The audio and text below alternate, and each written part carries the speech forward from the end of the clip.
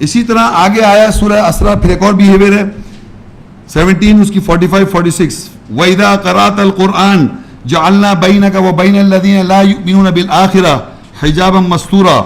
وَجَعَلْنَا عَلَىٰ قُلُوبِهِمْ أَكِنَّةً أَن يَفْقَهُوهُ وَفِي آذَانِهِمْ وَقْرًا وَإِذَا ذَكَرْتَ رَبَّكَ فِي الْقُرْآنِ وَحْدَهُ وَلَّوْا عَلَىٰ أَدْبَارِهِمْ نُفُورًا. اور جب تو قرآن خاص پڑھائی پڑھتا ہے تمہارے اور ان لوگوں کے درمیان جو آخرت پر ایمان نہیں لاتے، ہم چھپا ہوا مستور حجاب پردہ بنا دیتے ہیں یا ڈال دیتے ہیں، ہم ان کے دلوں پر روک بنا دیتے ہیں یہ کہ وہ اسے سمجھ سکیں، اور ان کے کانوں میں بوجھ ہے، اور جب تو اپنے رب کے واحد ہونے کا اس قرآن میں ذکر کرتا ہے وہ اپنی پیٹھوں پر پھرتے ہوئے فرار ہو جاتے ہیں. اب ایک اور بیہیویئر آ گیا کہ جب تو قرآن پڑھتا ہے تو ہم، اللہ کہہ رہا ہم، وہی دیکھیے ہم فرسٹ پرسن میں، ہم اس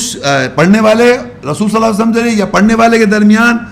اور جو آخرت پہ ایمان نہیں رکھتا اس کے درمیان ایک پردہ حجاب چھپا ہوا ڈال دیتے ہیں، اللہ تعالیٰ ڈال دیتا ہے. اندازہ کریں آپ کہ یہاں اللہ تعالیٰ یہ بیان کر رہا ہے کہ آپ پڑھ رہے ہیں قرآن، فَإِذَا قَرَأْتَ الْقُرْآنَ، لیکن اللہ تعالیٰ کیا کر رہا ہے، جو لوگ آخرت پہ ایمان نہیں رکھتے، اب وہی آخرت کو تو پورا ایک ٹاپک ہے، لیکن اس کا زیسٹ یہ ہے کہ جو میں نے آپ کو شروع میں بات بتائی تھی، جس کو یہ فکر نہیں ہے کہ میں مر جاؤں گا اور میں اٹھوں گا دوبارہ، میرا سوال جواب ہوگا اور میرا جنت یا آگ میں ڈال دیا جاؤں گا. اگر آپ کا اس پہ آخرت پہ ایمان ہے، آپ کو اپنی اکاؤنٹیبلٹی کا حساب دینے کا احساس ہے، تو پھر آپ محنت کریں گے. اسی طرح اللہ کہہ رہا ہے جو لوگ آخرت پہ ایمان نہیں رکھتے تو اللہ کیا کرتا ہے کہ ان لوگوں کے درمیان اور جو قرآن پڑھا جا رہا ہے اس کے درمیان ایک چھپا ہوا پردہ حائل کر دیتے ہیں.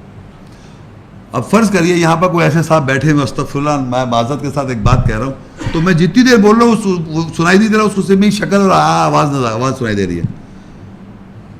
جو آخرت پہ ایمان نہیں رکھتا، جو اکاؤنٹیبلٹی پہ احساس نہیں رکھتا، تو اللہ کہہ رہا ہے کہ جب تو پڑھتا ہے قرآن تو تیرے اور اس جو لوگ آخر اس کے درمیان ایک حجاب آ جاتا ہے، پردہ. اب اللہ تعالیٰ نے پردہ ڈال دیا تاکہ وہ سمجھ نہیں سک رہا، اور لکھا ہوا بھی وَجَعَلْنَا عَلَىٰ قُلُوبِهِمْ أَكِنَّةً، اور ہم اس کے دلوں پہ روک بنا دیتے ہیں، أَن يَفْقَهُوهُ، یہ کہ وہ سمجھ سکے، وَفِي آذَانِهِمْ وَقْرًا، اس کے کانوں میں بوجھ ہے. تو اب آپ سوچیے کتنی عجیب بات ہے کہ قرآن،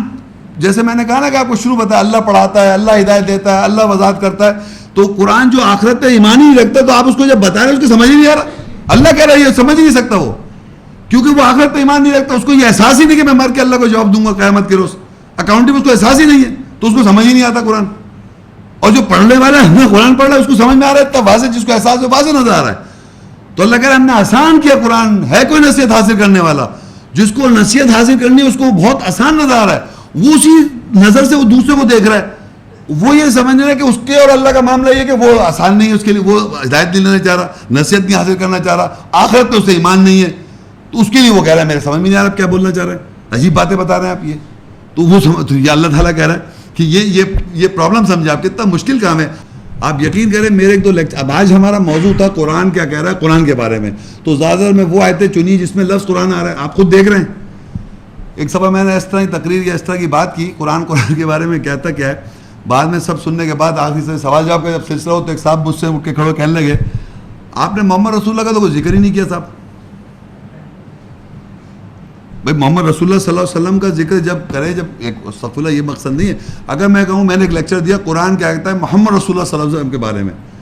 پورا محمد رسول اللہ صلی اللہ علیہ وسلم کے اوپر ایک قرآن ان کے پرسنالٹی کے بارے میں اللہ کیا بیان کر رہا ہے، وہ پورا ایک موضوع ہے. 4 گھنٹے کا لیکچر، 3 گھنٹے کا لیکچر، کوشچن آنسر سیشن سب ہے بیان کیا ہوا ہے میں نے. اس میں محمد رسول اللہ کا بیان کیا،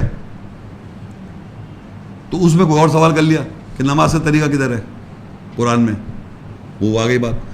بھائی اسی طرح یہاں پر اللہ تعالیٰ یہ بیان کر رہا ہے جس صرف واحد، کیونکہ اللہ نے قرآن، اللہ اور قرآن کی ہم بات کر رہے ہیں یہاں، کیونکہ قرآن اللہ کا غیر اللہ کا ہوتا تو اس میں اختلاف ہوتا. تو اللہ نے قرآن پڑھائی نازل کیے، تو اب ہم اللہ کی اور قرآن کی بات کریں. واحد اللہ تو کہہ رہا ہے محمد رسول اللہ کا ذکر نہیں کر رہا، بھائی قرآن کی بات ہو رہی ہے، قرآن اسی کانٹیکسٹ میں بات کر رہا ہے، محمد رسول اللہ کے ذریعے پہنچ رہا ہے، یہ انڈرسٹوڈ بات ہے. یہ تو جو کہہ رہا ہے تو جب پڑھے گا قرآن تو محمد رسول اللہ کی بات ہو رہی ہے،